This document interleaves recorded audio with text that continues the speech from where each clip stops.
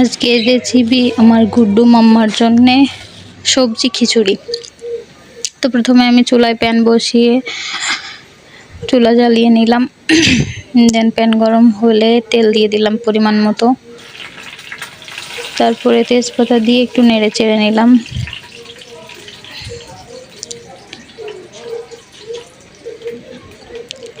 গোটা জিরে দিয়ে দিলাম। গোটা জিরেটা একটু ভাজি ভাজি হতেই সবজি দিয়ে দিলাম। এখানে আমি সবজি নিয়েছি 4টা, টমেটো, আলু, পেঁপে আর শসা।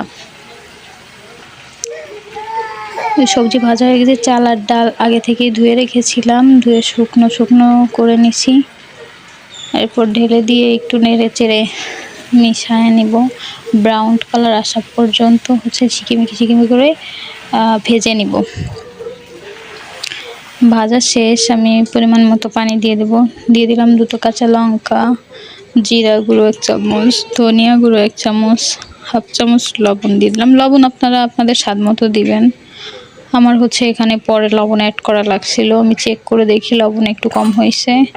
একটু নাড়াচাড়া দেওয়ার পরে বলক উঠছে, আমি ঢাকনা দিয়ে দিব। ওয়েট করব সেদ্ধ হওয়া পর্যন্ত। এবার সেদ্ধ হয়ে আসছে, দেখেন পানি শুকায় গেছে।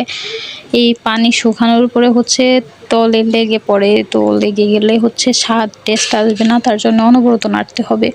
আমি দেখেন একটু নাড়া বন্ধ দিচ্ছি না, নাড়তেই আসি। এই টাইমটা একটু নাড়লে গিয়ে লেগে ধরবে না, পুড়ে যাবে না। খিচুড়িটা খেতে একটু অন্য রকমের স্বাদ হবে। নাড়া শেষে দেখেন আমার ফাইনাল লুক। উপর দিয়ে একটু ধনিয়া গুঁড়ো ছিটিয়ে দিলাম।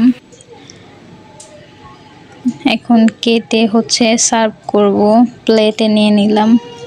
আমি বাকিটুকুনো প্লেটে নিয়ে নিব। তারপরে শসা আর গিয়ে টমেটো দিয়ে একটু